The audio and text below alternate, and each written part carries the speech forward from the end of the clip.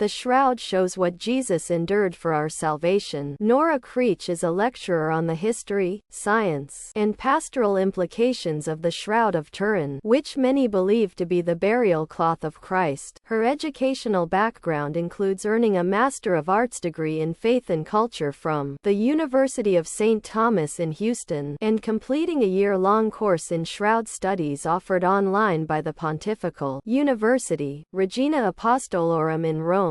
She has consulted with a variety of organizations to develop and expand Shroud exhibits, is on the board of directors of the Shroud Center of Southern California, is a founding member of the National Holy Shroud exhibit, and is North American representative for Othonia, which promotes the shroud around the globe. Nora Creech. Her current activities include working with the Shroud Center to present the Holy Shroud, the Divine Mercy Image and Eucharistic Miracles in the Christ Cathedral Arboretum at the Diocese of Orange's Christ Cathedral in Garden Grove. Tickets to the April 6 event, which begins at 7 p.m., are free.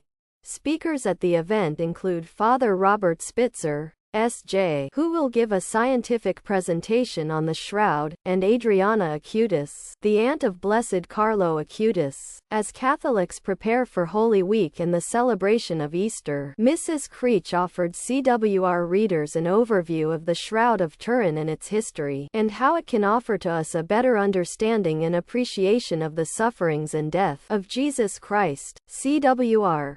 Please give us a brief overview of the Shroud of Turin. Nora Creech. The Shroud of Turin is a linen cloth that is over 14 feet long and 3 feet wide. It has been conserved in the Cathedral of St. John the Baptist in Turin, Italy since 1578, so that is why it is called the Shroud of Turin. It is blood-soaked, water-stained, burned and patched, but most importantly, it holds the very mysterious image of a man who has been scourged, crowned with thorns, crucified and pierced in the side. It has been venerated for centuries as the actual burial cloth of Jesus. The history of the shroud before 1349 is a subject of great interest among scholars. There are various theories about how the shroud came to be owned by a French knight in a small village in northern France, and historians are still piecing together the whole story. It is undisputed that the shroud was put on public display in this small town before ownership was transferred to the powerful Savoy family. The Savoys eventually transferred the cloth to their new capital in Turin, Italy, and it has been there ever since, except during a short time it was in hiding during World War II. The shroud was transferred to the person of the living Pope in 1983. At the time it was Pope Street, John Paul II, when the last king of Italy, the deposed King Umberto II, died. Today, the shroud is owned by Pope Francis, but its custodian is the Archbishop of Turin. CWR. How can we be confident that it is authentic burial cloth of Christ? Nora Creech. The shroud is the most studied artifact in human history. A team of elite scientists extensively studied the shroud in 1978 with the single goal of trying to understand how its image was formed. To this day, the image formation remains a mystery. Not only does it contain a mysterious life-size image of the front and back of a crucified man, but the injuries to that man exactly match the gospel accounts of the passion and death of Jesus of Nazareth. The correspondence is so great that Pope St. John Paul II called the shroud a mirror of the gospel, and Pope Benedict called it the icon of Holy Saturday. CWR. Share the story of Seconda Pia photographing the shroud in 1898 and how it led to modern studies of the shroud. And, did 1988 carbon dating of the shroud prove it was a medieval hoax? Nora Creech. Modern study of the shroud really began in 1898 when the shroud was photographed for the first time. The photographer who was selected to produce the first photographic images of the shroud was shocked when he was developing the photos in his darkened laboratory. What he saw emerge on his photographic plates was not the hard-to-view photo-negative image. Instead, the image was realistic and lifelike, a completely surprising result. The photographer realized that the image he viewed with the naked eye acts like a photographic negative. When the negative is produced from that image, it acts like a positive, providing much more detail and life-like appearance to the man of the shroud. This discovery of the photographic negativity of the shroud ignited interest in the shroud. Throughout the 20th century, scientists from many different disciplines began to study the linen fabric to see what other mysteries were contained in the linen weave. In 1976, scientists discovered that the image intensity was related to the distance the cloth was to the body at the time the image was formed. So, areas that were touching the body, such as the tip of the nose, are darker than recessed areas such as the eye sockets. This amazing discovery led to the formation of the Shroud of Turin research project team of 33 scientists who had 120 hours of access to the shroud in 1978 to perform non-destructive testing to try to understand more about the image. They published their findings in 1981 in multiple peer-reviewed articles, concluding with the statement that image remains a mystery and requires further study. Unfortunately, most people have heard the 1988 news story that was reported around the world that radiocarbon testing proved that the shroud was a medieval forgery, since the radiocarbon tests dated the linen fabric's manufacture to somewhere between 1260 and 1390. What has not been widely reported is that more recent analysis of the raw data from the radiocarbon dating tests indicate that homogeneity is lacking in the data and that the procedure should be reconsidered. This conclusion indicates that the previous testing performed on the shroud is not accurate and new methods of dating the shroud should be considered. CWR.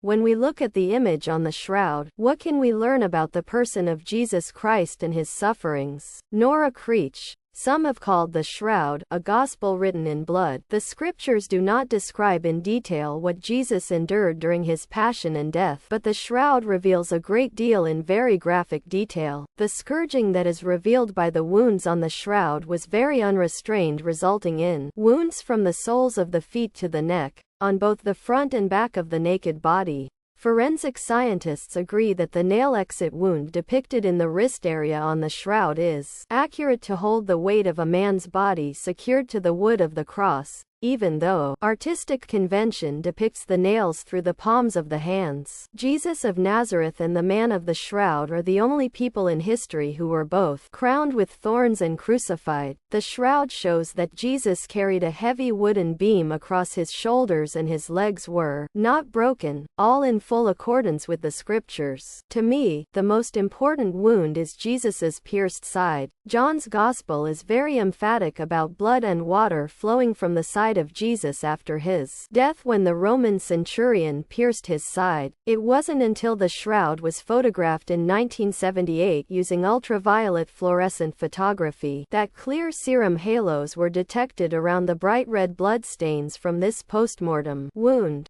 After Jesus died and his heart stopped pumping, the heavy red blood corpuscles separated from the clear blood serum. When the pericardial sac around the heart was punctured, these separated fluids poured forth, appearing to John like blood and water. CWR.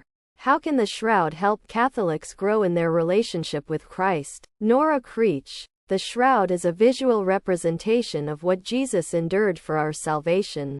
It shows us in great detail what Jesus suffered. To understand why he suffered, we have to turn to the scriptures for understanding. Jesus said that he would lay down his life for his friends and that his blood would be poured out for many for the forgiveness of sin. We see this vividly depicted on the shroud. We see his love literally poured out and flowing freely from his wounded side. There is a complete harmony between the shroud and the scriptures. We can see with our eyes what we hear with our ears when we read about Jesus's passion. And even more, the scientific study continues to support the supernatural nature of the shroud image. There is no evidence of how the body was removed from the cloth. The body simply disappeared, and the cloth collapsed within the tomb.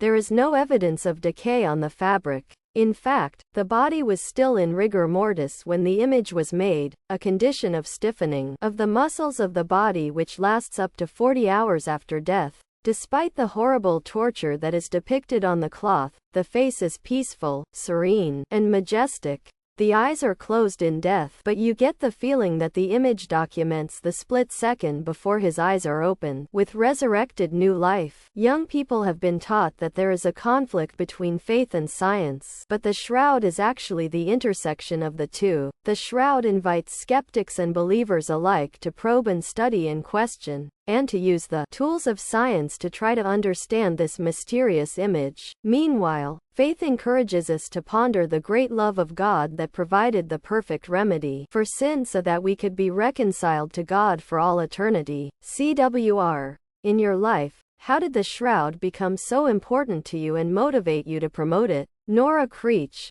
I learned about the shroud when I was in high school, and a member of my church participated in the 1978 STURP team. Since then, I have studied the cloth extensively and find great joy in sharing about it with others. I believe that the shroud was preserved so that we can explore it with our modern minds and modern technology to discover how ineffable God is. He left us the first selfie so that we could seek his face and learn more about him by studying his holy shroud. If you value the news and views Catholic World Report provides, please consider donating to support our efforts. Your contribution will help us continue to make CWR available to all readers worldwide for free, without a subscription.